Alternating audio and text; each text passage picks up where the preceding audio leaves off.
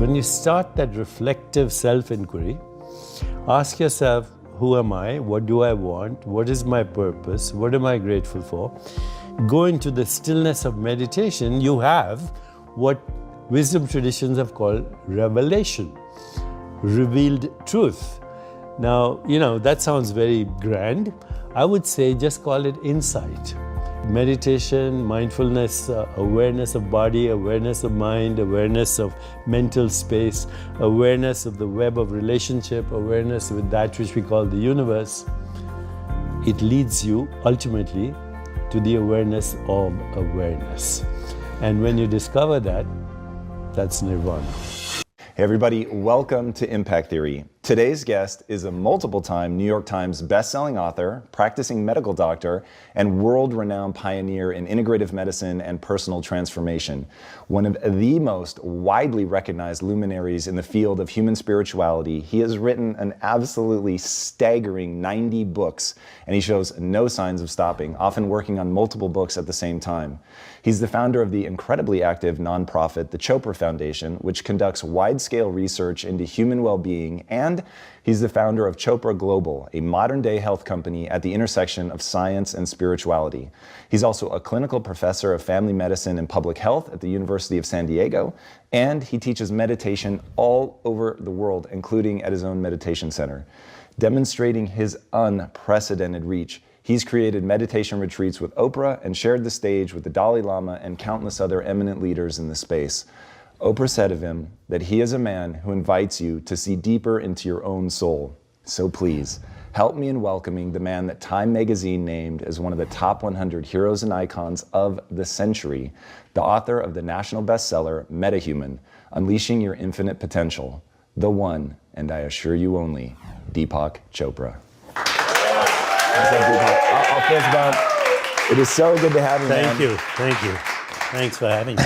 So thank you so much for joining me. I've had the good fortune of actually sitting in the audience when you were doing one of your guided meditations. Oh, really? Meditation is something that completely changed my life. What I love about your story, though, is that you took a pretty weird route to getting where you are now. And I'd love to walk through some of that because you started as a pretty straightforward medical doctor. What was that like? When did you begin to think that there might be something more? Welcome, Herbsumo community. Today we are diving into a mind-blowing conversation with none other than Deepak Chopra, doctor turned spiritual leader. He is unpacking consciousness, reality, and even wellness in ways that will spark your curiosity. Stick around and let's explore it together. So I took my training in internal medicine. I got board certified in it, and then I went on to train in something called endocrinology, which is the study of hormones, and then in neuroendocrinology, which is actually brain chemistry. And when I was training, this is in the 70s, in the mid-70s, we had a new technique called radioimmunoassay, just been discovered.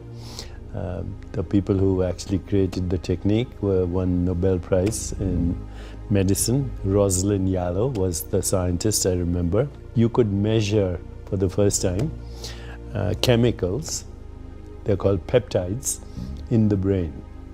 And what I immediately recognized with the help of my colleagues was that brain chemistry was the clue to the connection between what was happening in your inner life and what was happening in your body. This part is amazing because Deepak says our brain chemicals link our thoughts to our body. So basically, when I'm stressed, my mind's sending signals to my system. These chemicals called neuropeptides. Neuro means in the brain. Peptides, they're proteins. And they're actually the molecules of emotion. Serotonin, dopamine, oxytocin, opiates. People are addicted to opiates these days. But you make your own opiates too. And so, in fact, once we started looking at these chemicals, we realized that they were also immunomodulators. They modulated the immune system, fine-tuned it. If you have a very aggressive immune system, you get things like autoimmune illness, allergies. If you have a very sleepy immune system, you're more prone to infections and cancer. But these peptides are neuroimmunomodulators in that they modulate the activity, fine-tune the activity of the immune system. So suddenly I saw the connection between mind, body and spirit, but then I was also actually intrigued by the fact that you could have two patients who had the same illness, saw the same doctor, got the same treatment and had completely different outcomes. So to put it metaphorically, I had my first glimpse of the Matrix, and I decided that I wanted to not know what we know, but what is the source of knowing.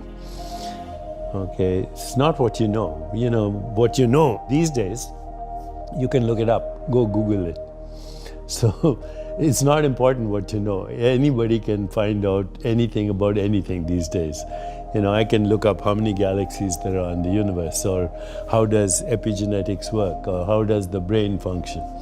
That's not the key to creativity. The key to creativity and higher consciousness is, how do you know what you know? What is the source of knowing and experience? What is it that knows the experience of the body? What is it that knows the experience of the mind? What is it that knows the experience called the color red? And where is that experience happening? A lot of people will tell you it's in the brain, but I can assure you there's no colors in the brain. There's no color red. When you look at the red color, there's no color here in the brain. Or if you imagine the color, or if you imagine a beautiful sunset, or if you imagine what your experience is with your mother or anybody, emotions. The brain only shows chemical activity. That's called the hard problem of consciousness. Here is a twist. Deepak suggests our reality might be shaped by what we are taught, right?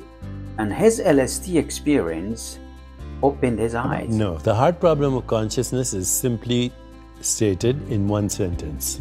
How do chemicals and atoms and neurochemistry or neuroelectricity produce this experience? There's no explanation for this. You're looking at me right now. All that's coming to your eyes are invisible photons. There's no red waves coming to your eyes, okay? Invisible photons.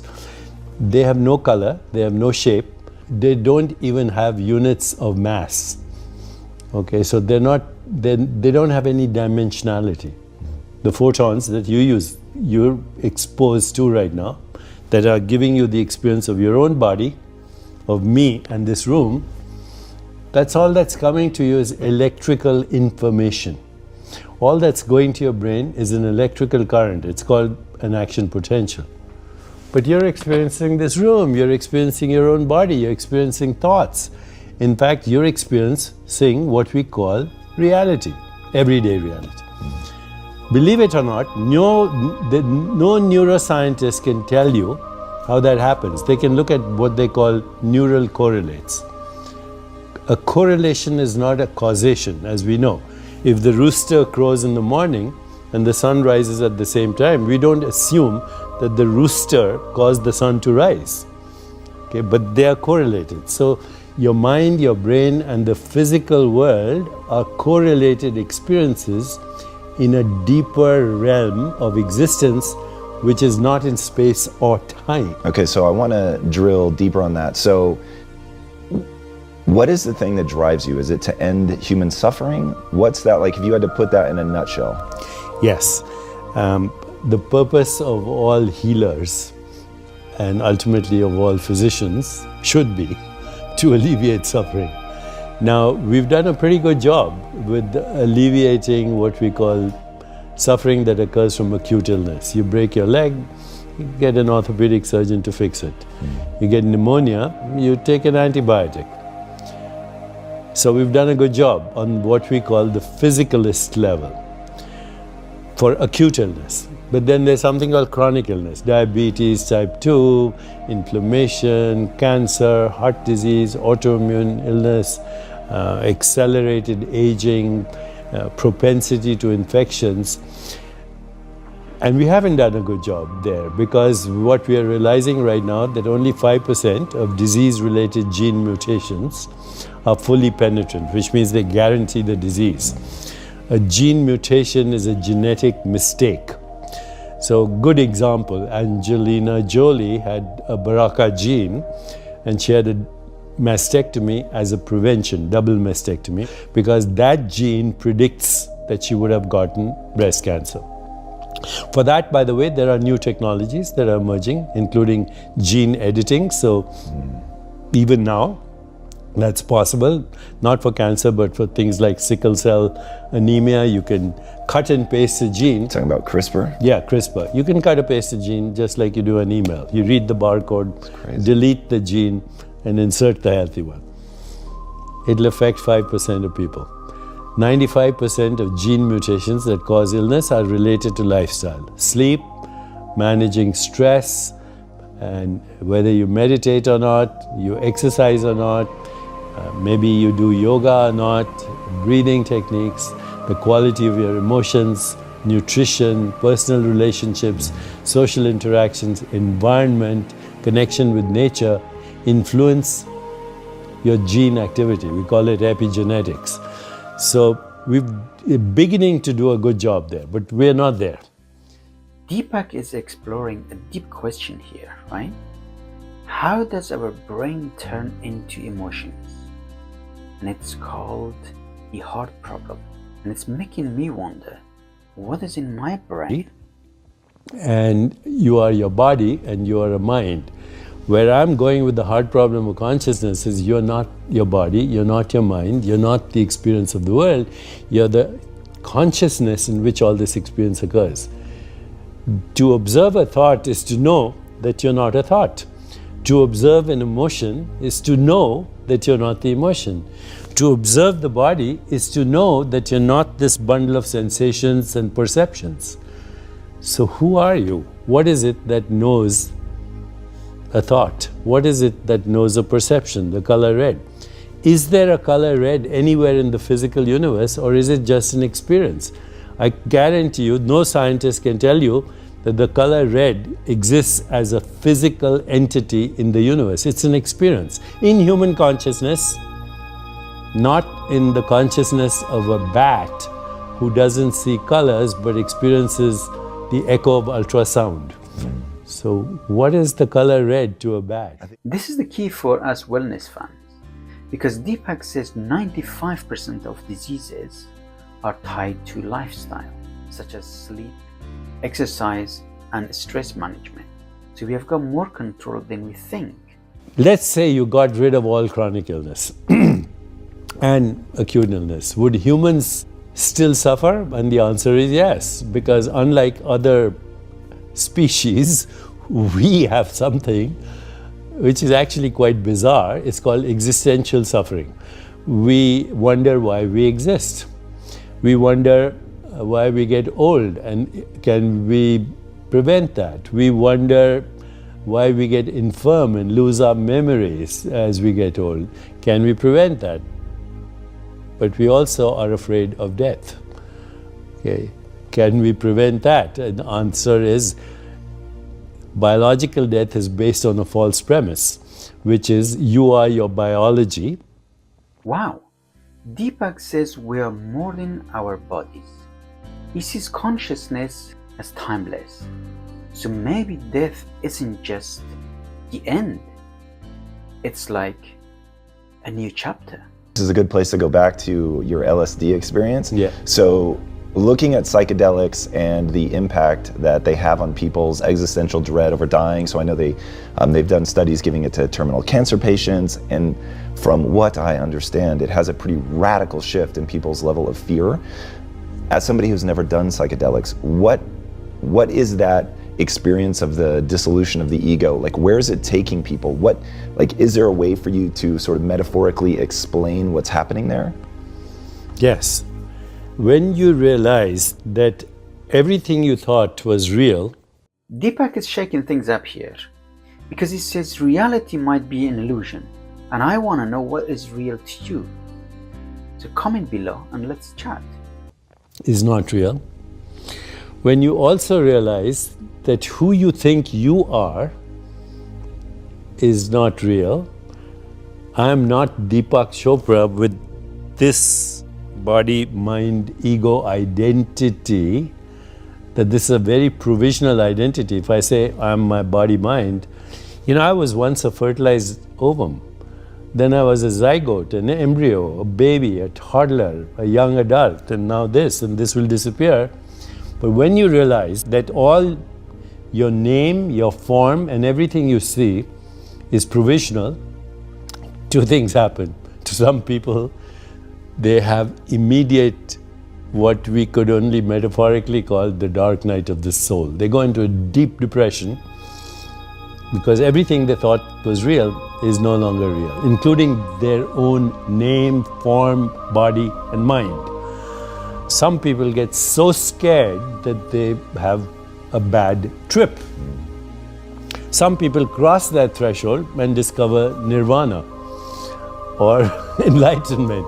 And they say, wow, I thought I was squeezed into the volume of a body in the span of a lifetime, but I'm a timeless being that can morph myself into any experience, including the human experience, which is amazing.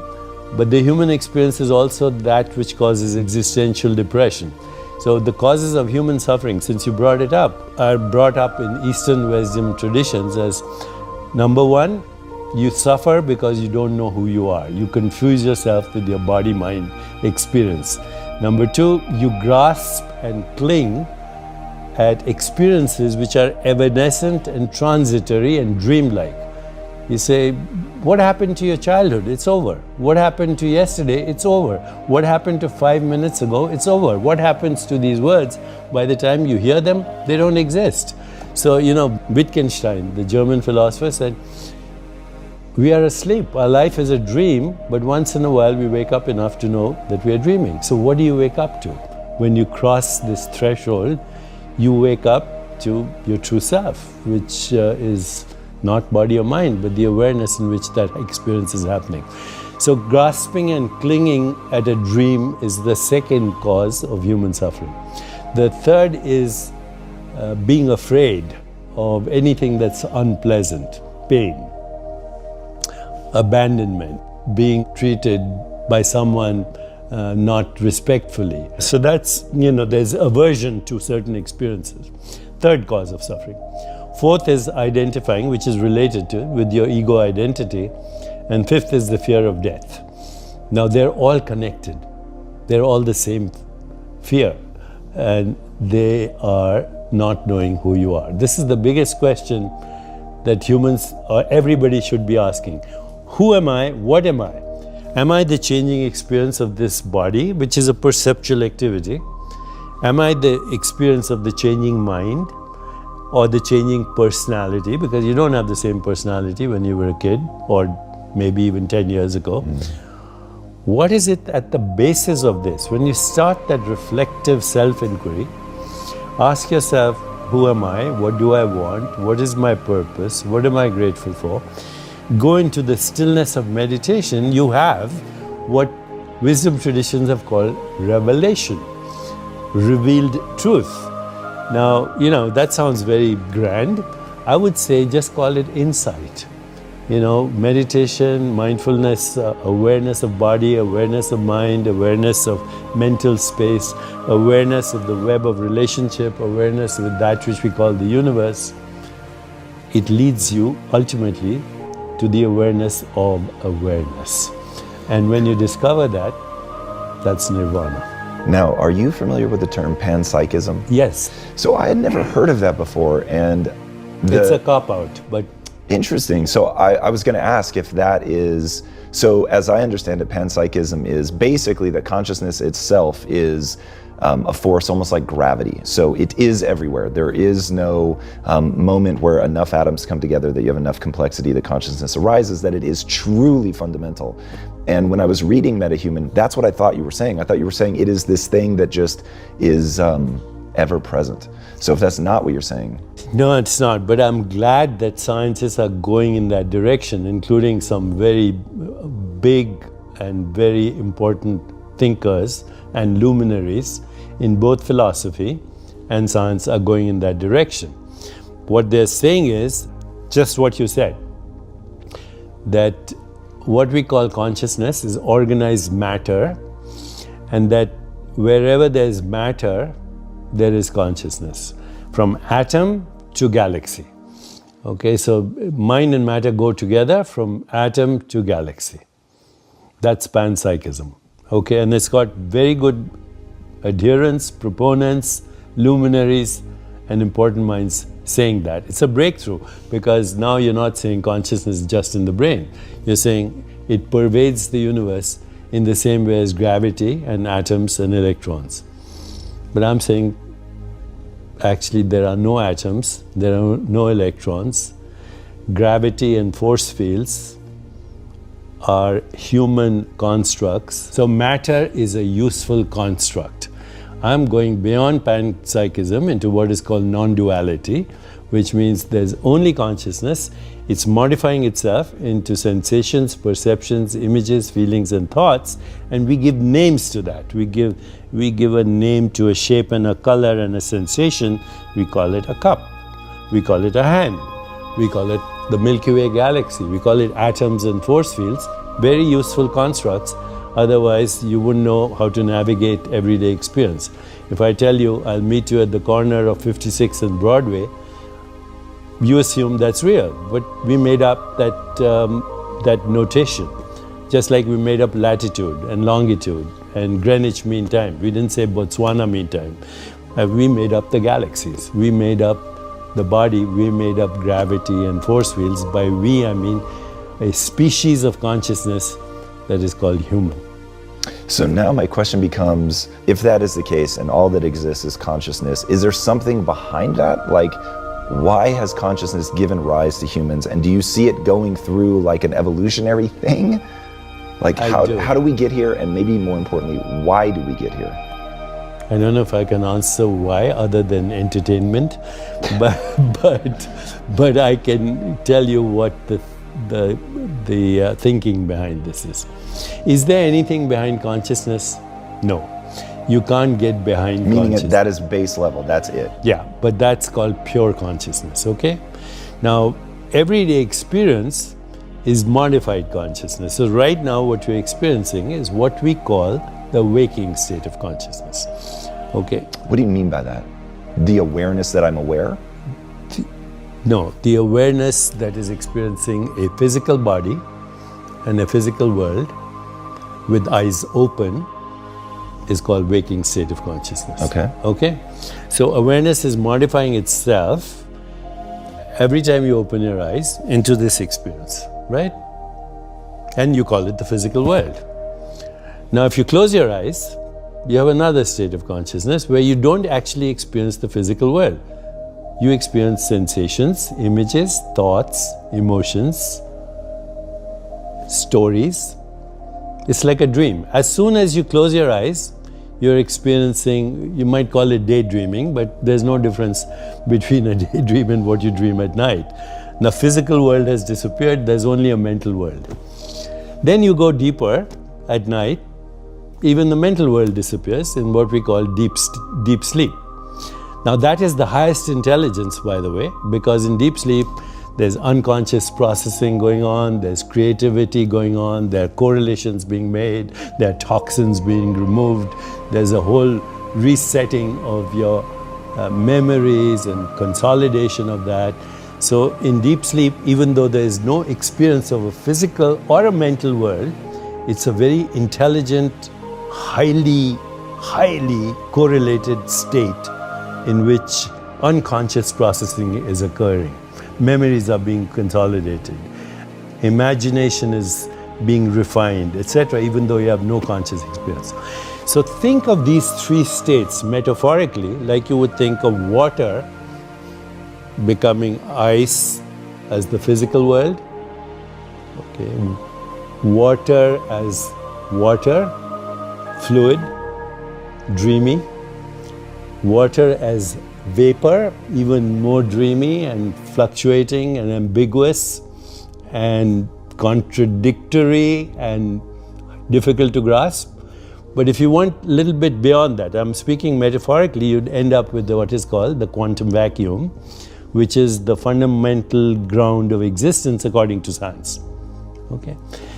But you can do that subjectively. You can move from the physical world to the dream world, to the sleep world, and beyond to what is called fundamental consciousness, which is the source of all knowing, all experience.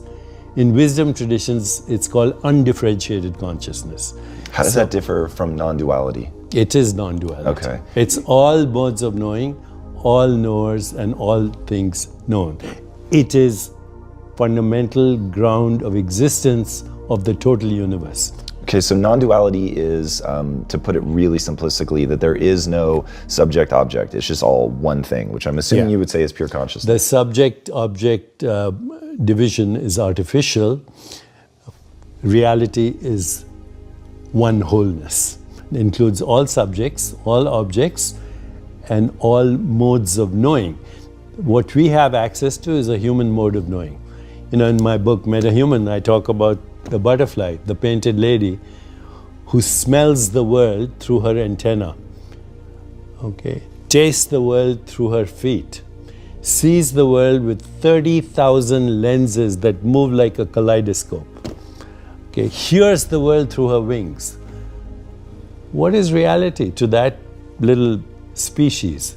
Some insects see the world 360 degrees, okay, because they have these what we call complex eyes with multiple lenses. You can only see within a certain range, but there are insects that can see 360 degrees. So what is reality? Reality, what we call reality, what today's science calls reality, comes under the heading of naive realism. Einstein was a naive realist. And I'm not saying this in a derogatory fashion. It's a word in the science of philosophy. Naive realism means that the physical world exists exactly as perceived by the 5 human senses. Now, obviously, that's not true. Other species experience the world through different modes of sensory perception.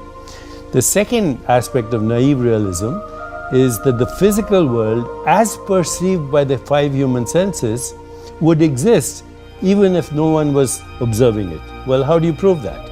And firstly, it's naive because we know that the world is more than what is perceived by the 5 human senses. So this leads us to a solution actually of the hard problem of consciousness, which is get rid of the idea that the world is physical. What we call of the world as physical, even your physical body, is a perceptual activity. And that perceptual activity for you and me is a human perceptual activity through human consciousness, not through bat consciousness, not through mosquito consciousness, not through plant consciousness, which would fit in with panpsychism. But non-dualism says, go beyond that.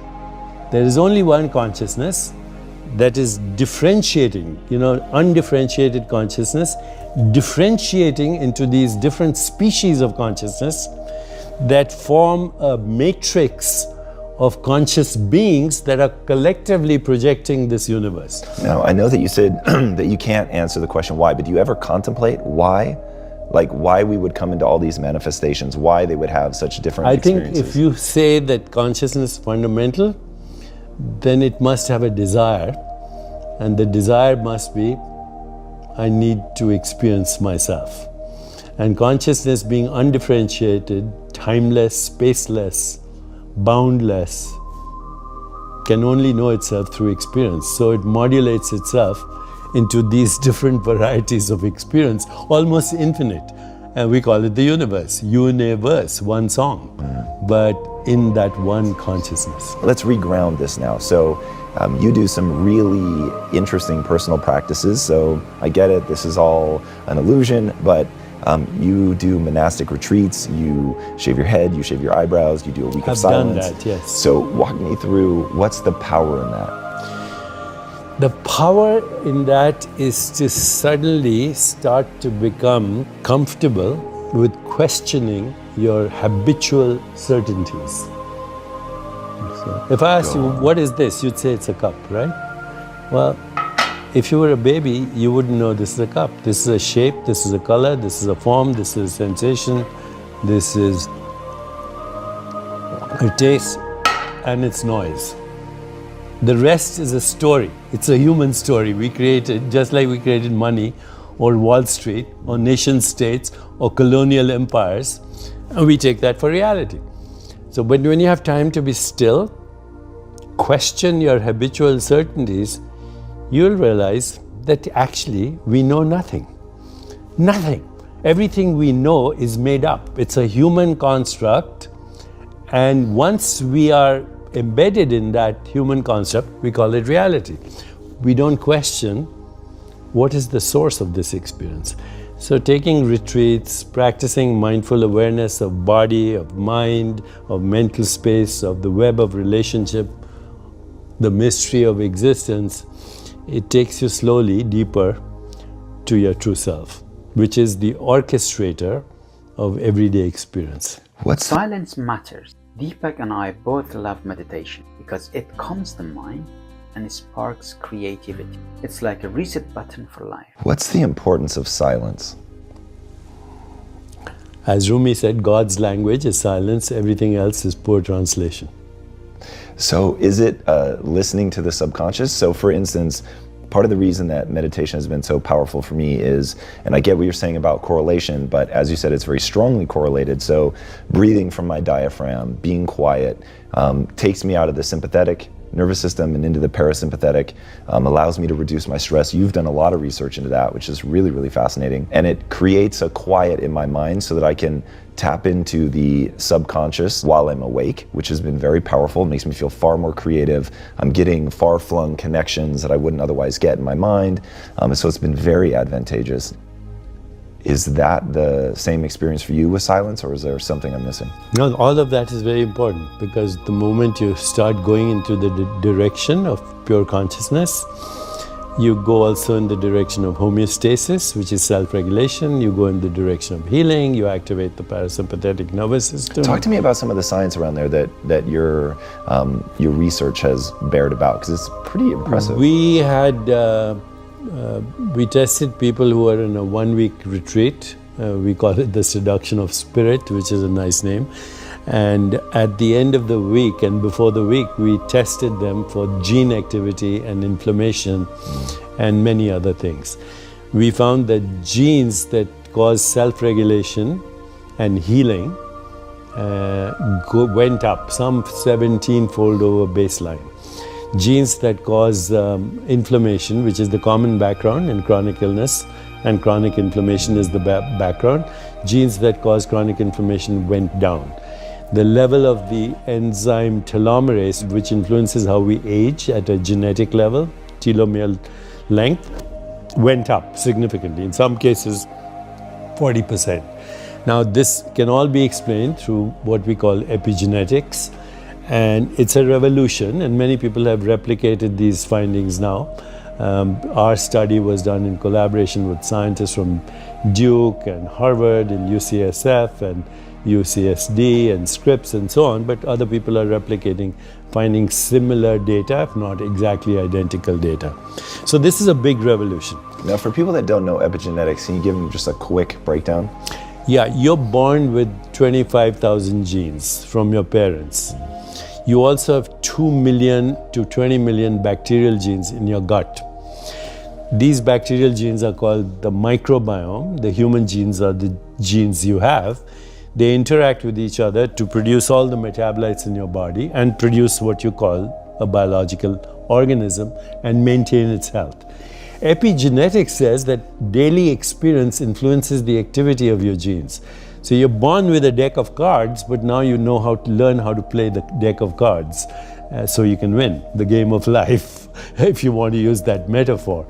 And so gene activity is influenced by the things I mentioned: sleep, managing stress, exercise, yoga, breathing, pranayama, introspection, mindful awareness, emotions, nutrition, connection with nature.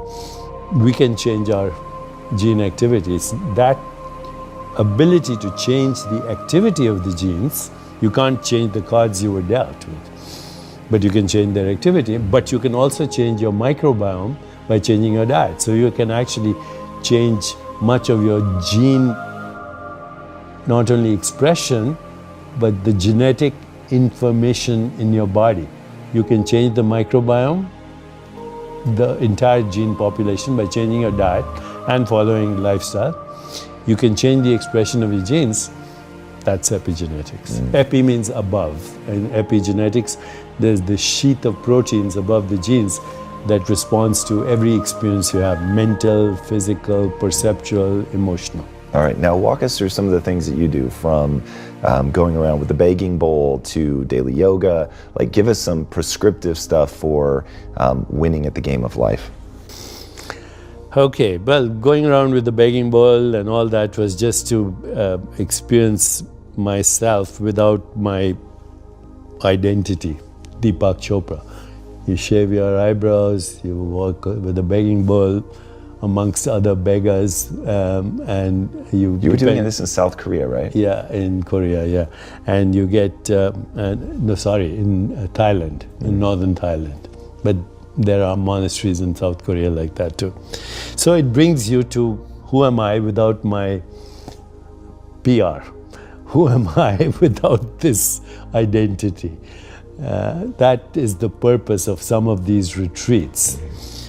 But of course, that's once in a while. I take a week of silence also, once a year. But here's what I do every day. I start my day with 4 questions. Who am I? What do I want? Who wants to know? What is my purpose? And what am I grateful for? Then I go into about a 2-hour meditation, very early in life, which is going to stillness. Now, do you answer those questions, or that's what the meditation is for? That's what the meditation, you live the questions, consciousness moves you into the answers, because consciousness is infinite and has infinite correlations. You don't have to worry about the answers. You know, it's an ancient thing. Ask and you shall receive. The unexamined life is not worth living. So you just practice that every day. Then I do about 1.5 hours to 2 hours of stillness meditation. It includes mindful awareness of body, mind, and all that. Then I do yoga. So it takes me about 3 hours to do my morning routine. I normally don't start my day till 11. Today is an exception for you. Thank you. And then I normally don't work after 5, other than when I'm giving a talk or on a tour or doing media, but normally 11 to 5. And on weekends, I write and reflect, and I enjoy my life. So what are you doing if you're working from 11 to 5? 1, what is work? And then 2, when you're enjoying your life, what does that look like? When I'm in New York, I walk the streets and I taste and smell and experience the colors and flavors of every country by walking on Broadway. I can go through Koreatown, Indiatown, Chinatown, little Italy, little Spain, little Portugal, and savor the sensuality of the experience. And I spend a lot of time doing that.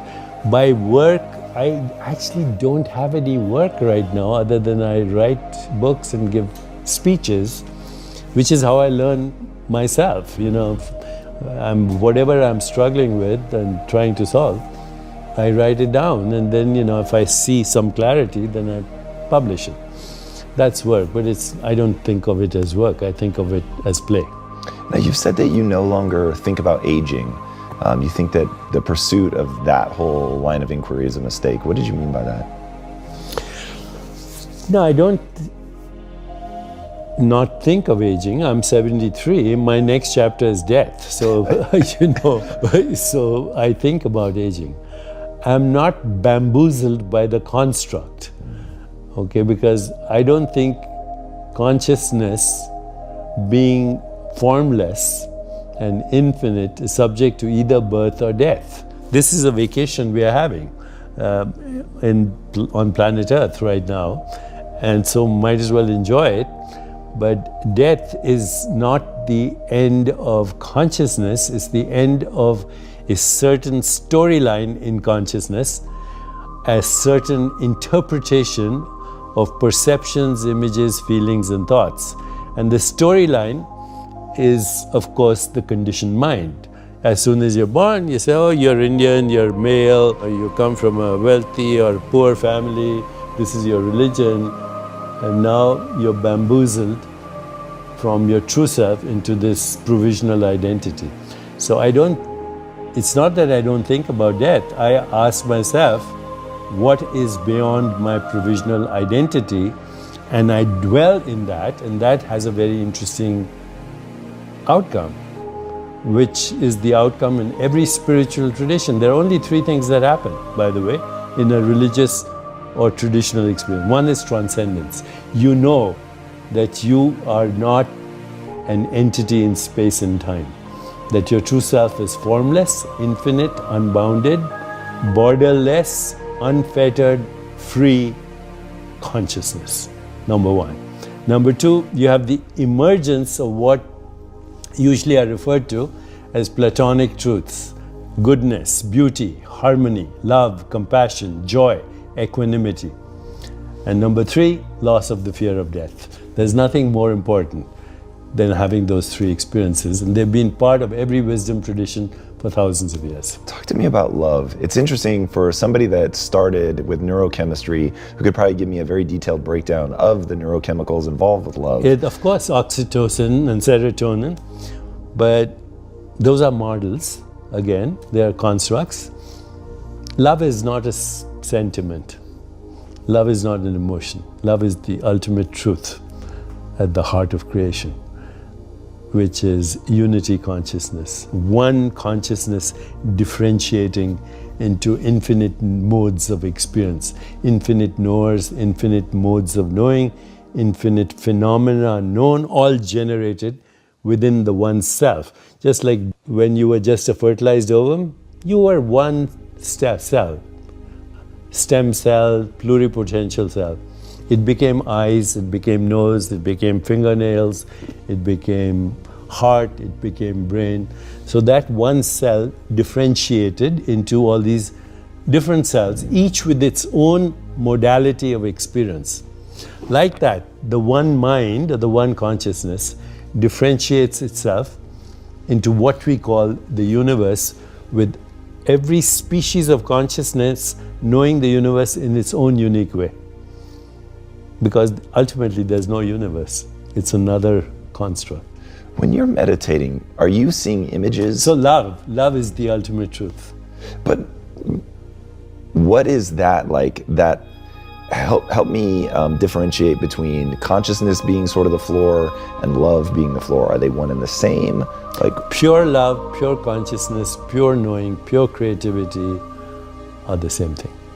Interesting, because I think of, and look, I get it, this is me trapped in sort of the human experience, but I think of love as a molecule of emotion. I think of it as an experience. It's hard for me to wrap my head around. It's the source of those molecules of, molecules of emotion are human constructs, but it is the source of the feeling that you get. So I think of my mother right now, who's long gone, and as soon as I think the word mother, I see her image. And it's not in my brain. There's only chemistry in my brain. The image is in my consciousness. As soon as I think of her, actually I can hear her voice. There's no sound in my brain, but I can hear her voice in my consciousness. As soon as I think of her, I feel an emotion. Maybe there's oxytocin in my brain, but I'm not experiencing oxytocin.